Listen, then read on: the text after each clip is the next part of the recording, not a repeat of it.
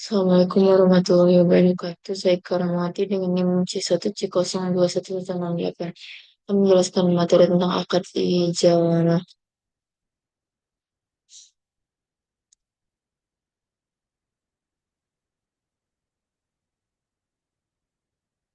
Pengertian akad ijarah. Menurut Syed Sabik dalam fikih sunnah al-ijarah berasal dari kata al-ajru yang berarti al-iwadu atau ganti atau kompensasi. Ijarah dapat didefinisikan sebagai akad pemindahan hak guna atau manfaat atas suatu barang atau jasa dalam waktu tertentu dengan pembayaran upah sewa atau yang disebut ujrah tanpa diikuti dengan pemindahan kepemilikan atas barang itu sendiri. Jadi, ijarah dimaksud untuk mengambil manfaat atas suatu barang atau jasa dikarenakan mempekerjakan seorang dengan jalan penggantian atau membayar sewa atau upah jumlah tertentu. Pengertian akad ijarah. Dalam pengertian di atas, ijarah sejenis dengan akad jual beli namun dipindahkan. Bukan hak pemiliknya tetapi hak guna atau manfaat. Manfaat dari suatu aset dari jasa atau pekerjaan. Aset yang disewakan atau objek ijarah dapat berupa rumah, mobil, peralatan, dan lain-lain sebagainya. Karena yang ditransfer adalah manfaat dari suatu aset, sehingga segala sesuatu yang dapat ditransfer, manfaatnya dapat menjadi objek ijarah.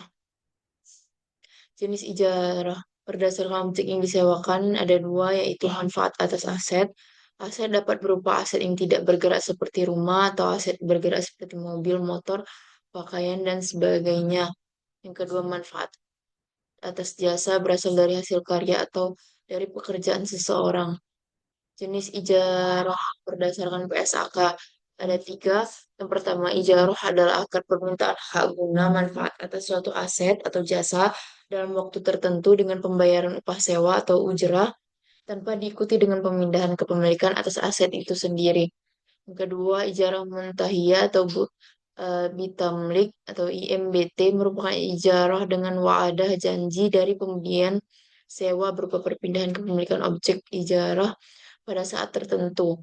Yang ketiga, jual dan sewa kembali atau sell and leaseback atau transaksi jual dan ijarah. Terjadi di mana seseorang menjual asetnya kepada pihak lain dan menyewa kembali aset tersebut. Transaksi jual dan ijarah harus merupakan transaksi yang berpisah dan tidak saling bergantung atau ta'aluk. Eh, Dasar syarat Al-Quran. Yang pertama, apakah mereka yang membagi-bagi rahmat Tuhanmu, kami telah menentukan antara mereka penghuni mereka dalam kehidupan dunia, dan kami telah menunjukkan sebagian mereka atas kebahagiaan yang lain berapa derajat, agar sebagian mereka dapat mempergunakan yang lain.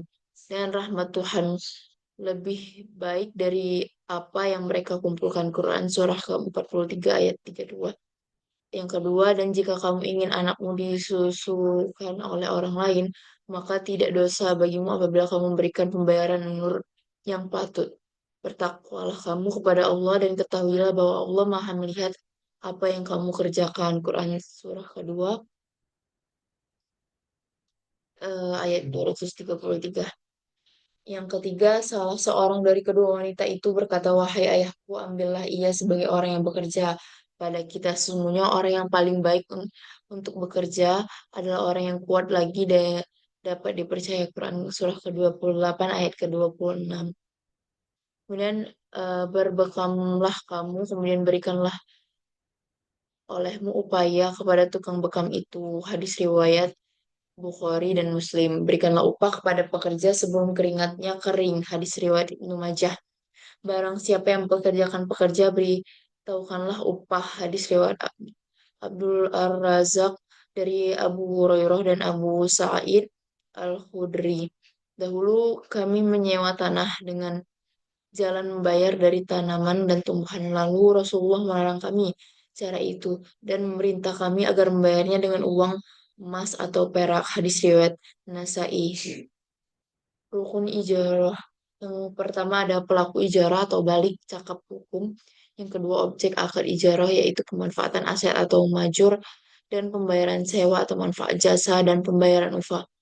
Yang ketiga pernyataan atau Sikhat ijab kabul berupa pernyataan dari kedua belah pihak yang berkontrak, baik secara verbal atau dalam bentuk lain. Kedua belah pihak harus saling rela, tidak terpaksa dalam melakukan akad.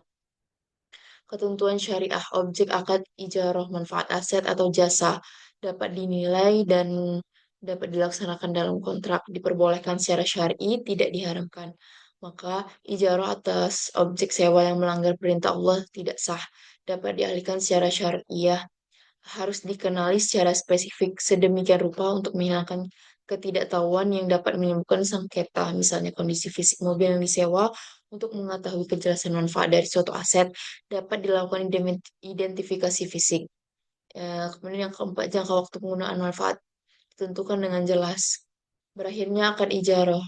Ada 5 persyaratan, yaitu periode akad sudah selesai sesuai perjanjian, periode akad belum selesai tapi memberi sewa dan penyewa sepakat menghentikan akad ijarah, terjadi kerusakan aset, penyewa tidak dapat membayar sewa, salah satu pihak meninggal dan ahli waris tidak berkeinginan untuk meneruskan akad karena memberatkannya. Kalau ahli waris merasa tidak masalah, maka akad tetap berlangsung kecuali akadnya adalah upaya menyusui, maka bila sang bayi atau yang menyusui meninggal, maka akadnya menjadi batal. Sekian materi dari saya, lebih dan kurangnya saya mohon maaf. Wassalamualaikum warahmatullahi wabarakatuh.